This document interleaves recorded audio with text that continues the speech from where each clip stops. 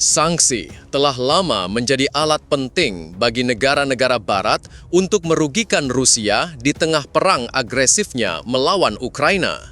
Sejak Presiden Vladimir Putin melancarkan invasi pada Februari 2022, sebanyak 21.692 sanksi telah dikenakan pada Rusia. Namun, Rusia berhasil mengelak dari banyak sanksi tersebut, terutama yang menargetkan ekspor minyak dan gasnya. Dengan mengoperasikan armada kapal tanker ilegal yang tidak terdaftar dan terus bertambah, Rusia tetap menjual sumber daya untuk mendanai mesin perang Putin. Kapal-kapal ini yang biasanya memiliki bobot antara 50.000 hingga 150.000 ton, ditenagai oleh mesin diesel bertenaga tinggi, mampu mencapai kecepatan hingga 27,5 km per jam dan dapat mengangkut hingga 1 juta barel minyak mentah per perjalanan. Beroperasi di bawah bendera palsu dari negara-negara seperti Kepulauan Marshall, Liberia, Malta, atau Antigua dan Barbuda, kapal-kapal ini menyembunyikan asal-usul Rusia mereka untuk menghindari sanksi Barat. Ukraina yang menyadari ancaman dari armada ini mulai melancarkan serangan presisi, menyebabkan kerusakan besar pada tanker-tanker ilegal Rusia. Menurut analisis oleh Chuck Farrar yang diterbitkan di Kiev Post pada tanggal 5 Juli, Ukraina tidak secara terbuka mengakui kampanye mereka terhadap armada tanker ini, karena serangan sering terjadi di luar perairan teritorial Ukraina atau Rusia. Serangan ini menargetkan jalur perdagangan internasional yang sibuk seperti Selat Bosporus di Turki, Pelabuhan Tobruk di Libya, atau Pelabuhan Savona di Italia, tempat tanker Rusia sering berlabuh untuk memindahkan minyak atau mengirim kargo. Meskipun dilakukan secara sembunyi-sembunyi, operasi rahasia Ukraina menyebabkan kerugian signifikan bagi Rusia. Farrar mencatat bahwa kampanye Ukraina langsung menargetkan inti dari armada tanker ilegal Rusia yang beroperasi di bawah bendera non-Rusia untuk menghindari sanksi Barat. Kapal-kapal ini adalah urat nadi Moskow mengangkut minyak untuk mendanai mesin perangnya. Ukraina menyerang tanker-tanker ini secara global dengan operasi yang mencakup Eropa dari Laut Hitam dan Laut Baltik hingga Mediterania, meskipun hanya Laut Hitam yang berada dalam zona konflik langsung. Serangan yang sering dilakukan pada malam hari atau dalam cuaca buruk untuk menghindari deteksi, menggunakan kendaraan bawah air tanpa awak UOV yang membawa 50 hingga 100 kg bahan peledak TNT dikendalikan dari jarak hingga 300 km. Sabotage telah menjadi taktik utama Ukraina. UAV menjadi alat utama untuk melumpuhkan tanker besar Rusia.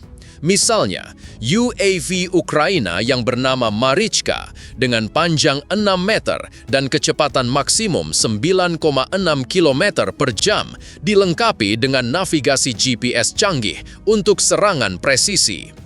Farrar melaporkan bahwa jumlah serangan terhadap armada tanker melebihi persepsi publik, mencantumkan 5 insiden dimulai dengan tanker Sea Charm. Pada tanggal 28 Januari, tanker berbendera Kepulauan Marshall, Sea Charm, diserang saat berlayar di lepas pantai Laut Hitam Turki. Meskipun Ukraina tidak mengkonfirmasi keterlibatannya, sebuah UOV Angkatan Laut Ukraina yang dilaporkan membawa muatan peledak besar meledakkan lubang sepanjang 90 cm di lambung kapal, melumpuhkan sistem propulsinya, dan meninggalkan Sea Charm tidak bergerak di air. Serangan terjadi pada pukul 2 pagi dalam jarak pandang terbatas di dekat Selat Bosporus, sebuah jalur sempit yang membuat kapal rentan. Dengan satu pukulan, Sea Charm sepenuhnya lumpuh. Kehilangan satu tanker bukanlah pukulan besar bagi Rusia yang mampu menyerap kerugian tersebut. Namun, serangan Ukraina terhadap Sea Charm mengungkapkan pengetahuan mereka tentang rute pengiriman rahasia Rusia yang digunakan untuk menghindari sanksi Barat.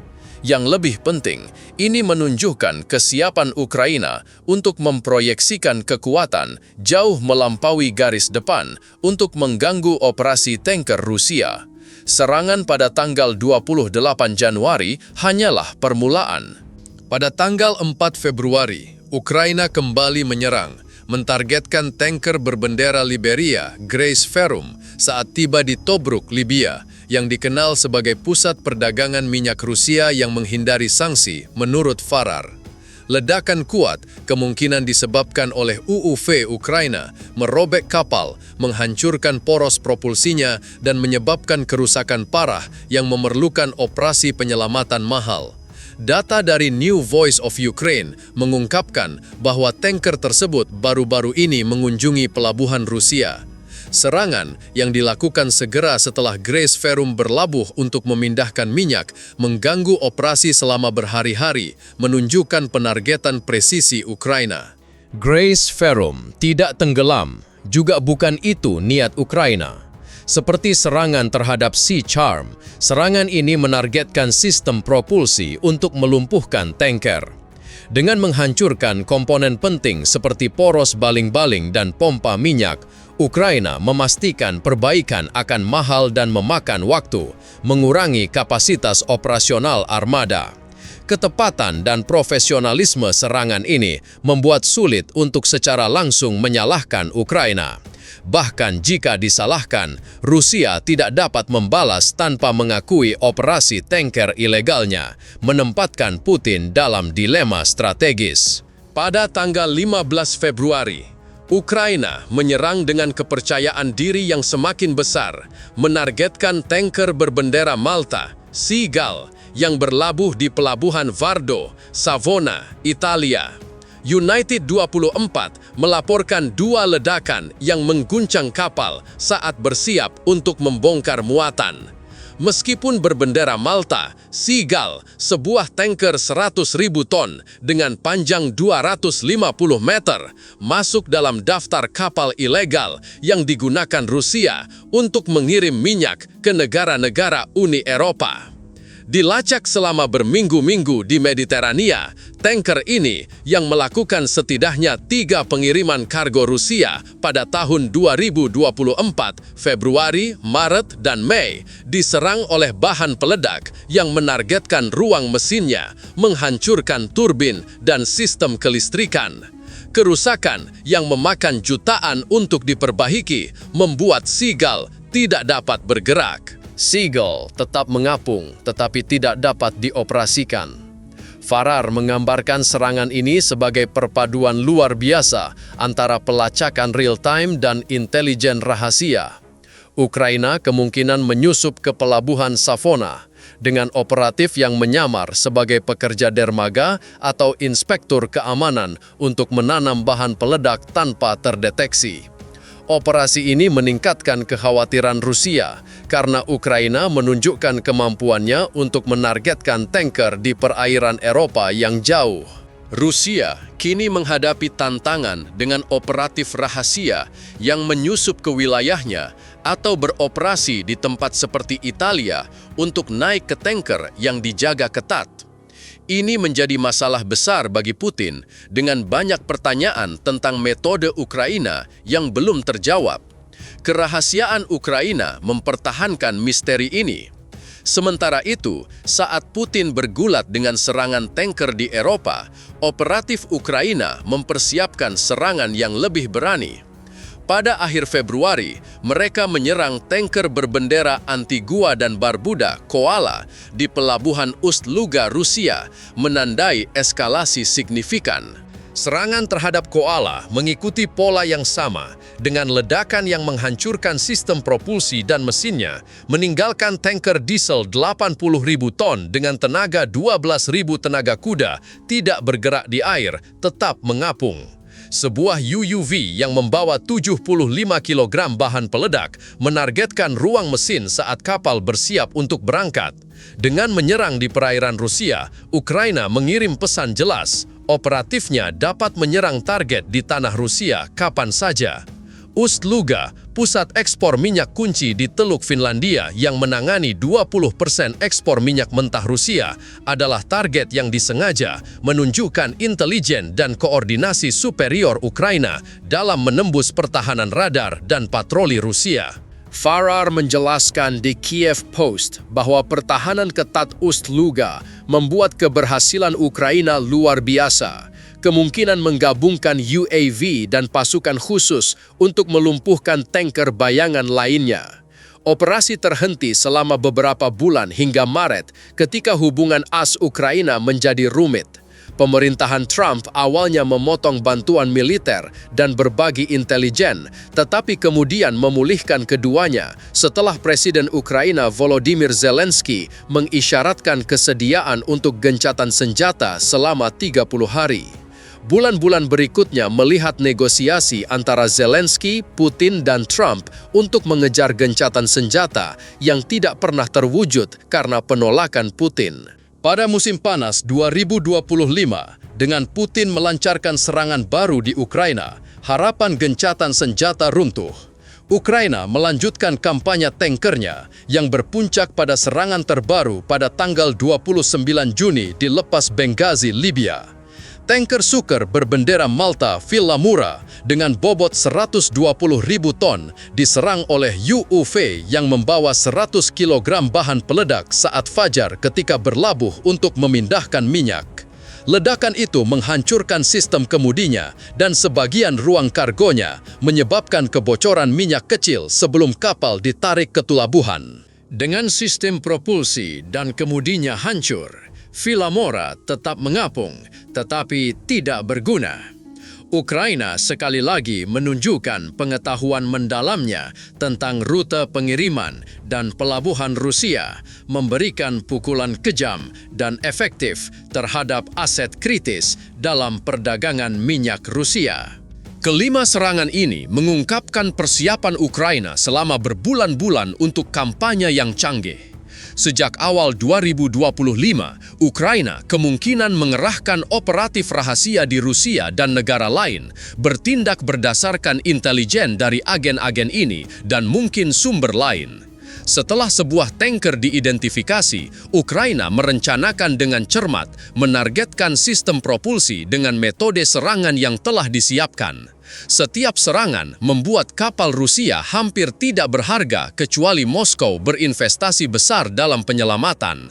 Rusia tidak dapat membalas tanpa mengakui keberadaan armada tersebut, sementara pendekatan Ukraina mengakali sanksi Barat yang ragu-ragu untuk langsung menargetkan tanker karena takut akan eskalasi. Pada bulan Mei, antara serangan awal Ukraina dan serangan Juni, Uni Eropa memberlakukan sanksi baru, mencantumkan 189 kapal dalam daftar hitam. Menurut Euronews, meningkatkan total menjadi sekitar 350 kapal yang dibatasi.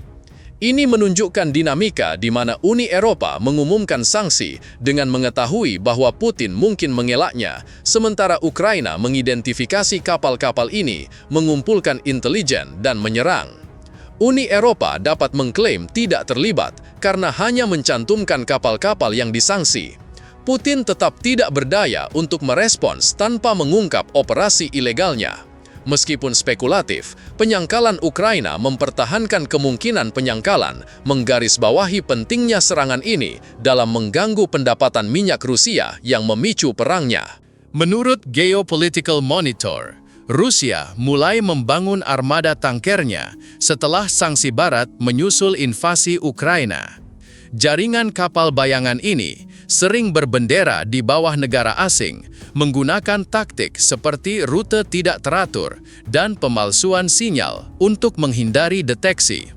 Rusia berinvestasi besar dengan Sekolah Ekonomi Kiev memperkirakan 147 triliun rupiah dihabiskan sejak 2022 untuk memperluas armada hingga sekitar 400 kapal pada Maret 2025.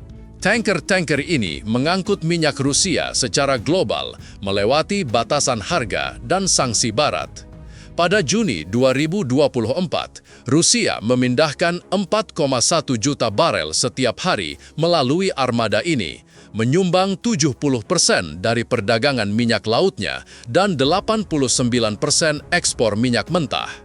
Pertumbuhan armada ini tidak kenal lelah sejak perang dimulai. Pada April 2022, armada ini mengangkut 719.000 barel minyak mentah dan 455.000 barel produk minyak setiap hari. Pada April 2023, ini meningkat menjadi 1.849.000 barel minyak mentah dan 852.000 barel produk. Dan pada April 2025 mencapai 3.077.000 barel minyak mentah dan 929.000 barel produk.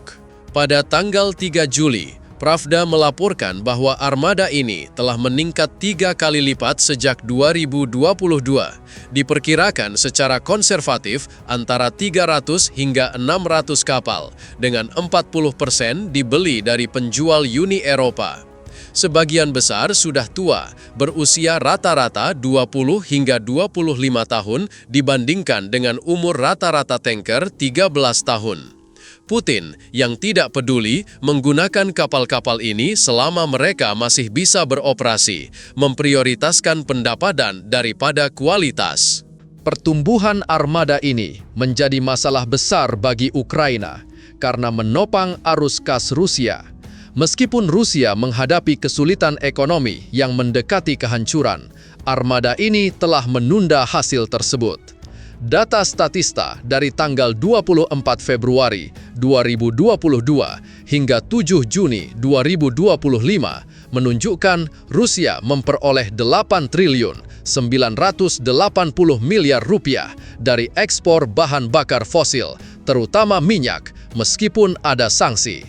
Gas dan batu bara menambah 2 triliun 741 miliar rupiah dan 1 triliun 371 miliar rupiah masing-masing. Meskipun tidak semua dana langsung memicu perang Putin, sebagian besar memang demikian, uang yang seharusnya tidak dapat diakses Rusia. Ukraina memperkirakan perang Putin menelan biaya 14 triliun 700 miliar rupiah setiap hari dengan total lebih dari 14.000 triliun rupiah. Peran armada dalam menghasilkan pendapatan yang hampir setara dari minyak, gas, dan batu bara sangat penting di tengah isolasi ekonomi Rusia. Setiap tanker yang dilumpuhkan Ukraina mengurangi kemampuan Rusia untuk menjual minyak, meringankan tekanan di garis depan. Meskipun 5 kapal tampak kecil, setiap serangan yang berhasil membuat Putin gelisah dan mungkin mencegah awak kapal di tanker ilegal, mempertanyakan risiko perdagangan ilegal Rusia. Perang asimetris Ukraina yang dicontohkan oleh serangan-serangan ini beroperasi di luar kerangka perang konvensional Putin. Trends Research and Advisory mencatat pada Mei 2024 bahwa Ukraina sebagai pihak yang lebih kecil memanfaatkan strategi militer unik untuk melawan keunggulan sumber daya Rusia. Dari perang gerilya hingga serangan siber, Ukraina menargetkan kelemahan Rusia. Drone yang diproduksi massal menyamakan kedudukan, memungkinkan serangan yang tidak terduga. Operasi Spiderweb pada bulan Juni melihat Ukraina mengerahkan lebih dari 100 drone pandangan orang pertama untuk menyerang 4 lapangan Rusia, menghancurkan pembom berkemampuan nuklir dalam operasi rahasia yang mirip dengan serangan tanker. Pada tanggal 13 Juni, National Security Journal melaporkan kampanye gerilya komprehensif Ukraina, termasuk sabotase dan gangguan logistik yang kini menargetkan pendapatan Rusia melalui serangan tanker. Ukraina menyesuaikan taktik asimetrisnya dengan pasang surut perang. Ketika Rusia mengerahkan tank, Ukraina melawan dengan drone. Ketika Putin membangun kompleks industri militer besar, Ukraina menyerang fasilitas produksi Rusia. Ketika Rusia berinvestasi lebih dari 206 triliun rupiah dalam armada tanker yang menghindari sanksi, Ukraina melumpuhkan kapal-kapal tersebut dan kemungkinan akan terus melakukannya. Putin kini menghadapi jangkauan operasional Ukraina yang semakin meluas, terlihat dari serangan tanker di Libya, Italia, dan Turki. Meskipun tidak menyerang negara-negara ini secara langsung, Ukraina menargetkan kapal-kapal Putin di perairan mereka, mengglobalisasi strategi asimetrisnya dengan cara yang tidak dapat diprediksi Putin. Armada tanker Rusia jauh dari hancur, tetapi setiap serangan Ukraina mengganggu kargo dan memaksa Moskow untuk berinvestasi di lebih banyak kapal. Jika berkelanjutan, Ukraina bisa sangat berdampak pada pendapatan Rusia saat keputusan Putin mendorong ekonominya menuju kehancuran. Ukraina telah mendefinisikan ulang peperangan dalam perjuangannya melawan ekspansionisme Putin, dengan inovasi drone menjadi pendorong keberhasilannya.